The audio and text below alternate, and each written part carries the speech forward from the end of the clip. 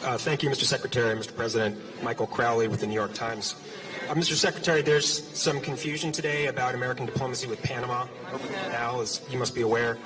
I'm wondering if you could clarify for us. As you surely know, after the State Department announced last night that Panama had supposedly agreed to waive fees for U.S. government vessels transiting the canal, the Panama Canal Authority quickly denied this, and today President Molino, who seems rather upset, called the State Department statement on this lies and falsehoods. Can you tell us your understanding of how we reached this point of confusion and where you understand the situation to be right now? Is there an agreement? What's the point of confusion here? And on USAID, if I may quickly, we are hearing from employees abroad who are confused, anxious, and in some cases actually panicked about the order to return within 30 days, which is not that much time to uproot and relocate from a foreign country. Do you plan on offering these employees any more guidance on this process? And in particular, are you able to say whether people can serve out their administrative leave in their mission country, or are they required to return home even if they're not using government resources? And Mr. President, please, you said that the leadership of the U.S. is fundamental and there is no substitute in finding some sort of a solution for Haiti. The president of Haiti's Transitional Council seems very concerned about this, said a couple of weeks ago he believes that President Trump does not care about Haiti and that the Trump administration's policies will be a catastrophe for his country. Can you just give us a sense of your confidence level that the Trump administration will follow through and exercise the sort of leadership role you described? Thank you. What was your, let me answer the first two because I think they were for me. What was the first one again? I apologize. And the state of the diplomacy, what led to the confusion and where things stand now. And then the second one was USAID. Okay. Yes, please. Thanks. I'm not confused about Panama.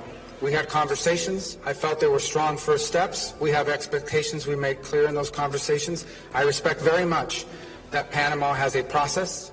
They're a democratically elected government. They have rules. They have laws. They're going to follow their process, but our expectations remain the same. In particular on that, I would just say that the United States has a treaty obligation to protect the Panama Canal if it comes under attack.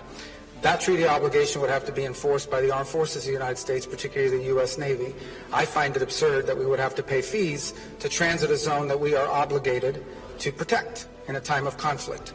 Those are our expectations. They were clear. They were clearly understood in those conversations. But I respect very much the fact that Panama has a process of laws and procedures that they need to follow as it relates to the Panamanian Canal authorities. We'll allow them to work through those processes. We intend to make it amicable the way our visits were. As far as the USAID, a couple points. The goal of our endeavor has always been to identify programs that work and continue them, and to identify programs that are not aligned with our national interests and identify those and address them. So we have sent out guidance to those deployed abroad that they will be on leave of absence, not fired, leave of absence as of Friday. And then we made very clear in the message, it's there and it's written in the message that was posted, that if there are exceptional circumstances regarding family or displacement, or maybe the person, their spouse is employed in the embassy so they're co-located and their children are in school, there's room and space for that. We also made clear in the guidance that there would be specially designated programs that would not be a part of that order. And we are working through the process of identifying them now, what those specially designated programs are, and we will continue to work through the process of finding them. The third point I would make is that people were given 30 days that we would help bring them home if they so desire during that 30-day period. And at the same time, the expectation, as I said, that if they have a special condition or something's going on, we didn't list them all, but we're willing to listen to those. We're not trying to be disruptive to people's personal lives. We're not being punitive here. But this is the only way we've been able to get cooperation from USAID. I had preferred not to do it this way. When we tried to do it from the top down by getting cooperation from the central office of USAID, what we found instead are people trying to use the system to sneak through payments and push through payments despite the stop order. We found people that were uncooperative in terms of giving us information and access, all very consistent with some of the things we experienced while we were in Congress. And so we've had to do this other route instead. But we are going to do foreign aid. The United States will be providing foreign aid, but it is going to be foreign aid that makes sense and is aligned with our national interest. And I know the last question wasn't for me, but I want to address that as well. Number one, the United Nations is sitting on $100 million in their fund. The United States has provided 15 of the $100 million for that fund. Okay? Only 13 million of that is currently frozen.